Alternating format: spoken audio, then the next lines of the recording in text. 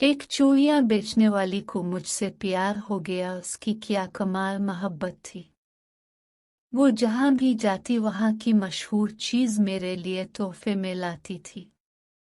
वो मेरी खातिर मेरे शहर में 4 साल तक रही। रोजाना मेरी मिन्नतें करती और रोती रहती थी। कहती होती थी कि मेरे नाल शादी कर ले। मेरे लगातार इनकार पर वो वापस अपने आबाई गांव झंग चली गई। कुछ अरसे बाद मैं अपने दोस्तों के साथ बाहू सुल्तान के मज़ार पर गया। मैं अलिफादेर मज़ार के बाहर खड़ा था कि पीछे से किसी ने मेरा बाजू पकड़ा। देखा तो वही चूड़ियां बेचने वाली थी। खुशी के मारे वो कहने लगी कि आकिब मेरी दुआ रंग ले आए। तेरा दीदार हो गया, साड़ी ईद हो गई। मैं जब भी दरबार पर आती थी आकिब तुझे मांगती थी। अब तेरे लिए बैठी हूँ, शादी नहीं की। फिर उसकी आंखों में आंसू आ गए। कहने लगी भीख मंगना, चूड़ियां बेचना मेरा कसूर तो नहीं है ना। ये तो मेरी किस्मत का, मेरे नसीब का कसूर है। तो सजा मुझे क्यों मिल रही है।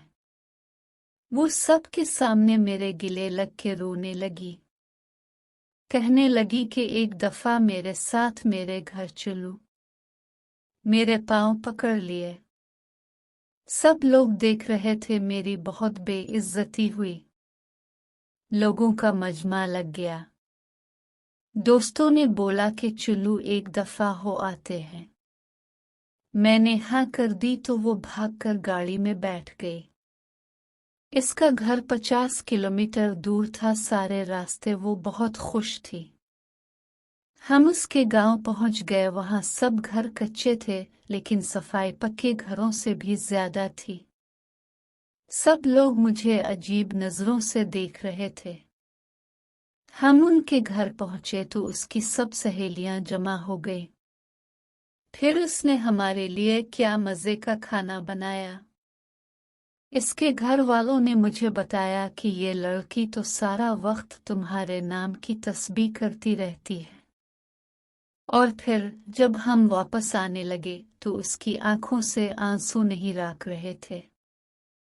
मेरे हाथ चूम कर कहने लगी कि तेरा कसूर नहीं है, मेरी किस्मत का कसूर है जो मैं चूड़ियां बेचने वाली के घर में पैदा हुई। बड़ी मुश्किल से हम सब ने इसे चुप कराया और फिर हम वापसी के लिए निकल आए। मैं कार के शीशे में से देख रहा था कि वो तब तक देखती रही जब तक हमारी गाड़ी इसकी नजरों से दूर नहीं हुई। वो हमारी आखिरी मुलाकात थी। फिर एक दिन मेरा इससे मिलने को दिल किया तो मैं उसके गांव चला गया। इसके घर वालों ने बताया कि तुम्हारे जाने के बाद वो बहुत बीमार रहने लगी थी। खाना पीना हंसना सब छोड़ गई थी और एक दिन इसकी मौत हो गई। मुझे इससे मोहब्बत तो नहीं थी, पर मैं आज भी इसे रोज याद करता हूँ और हर साल ईद के दिन इसकी कब्र पर जाता हूँ। तेरे बाद नजर नहीं आती मुझे कोई मंजिल।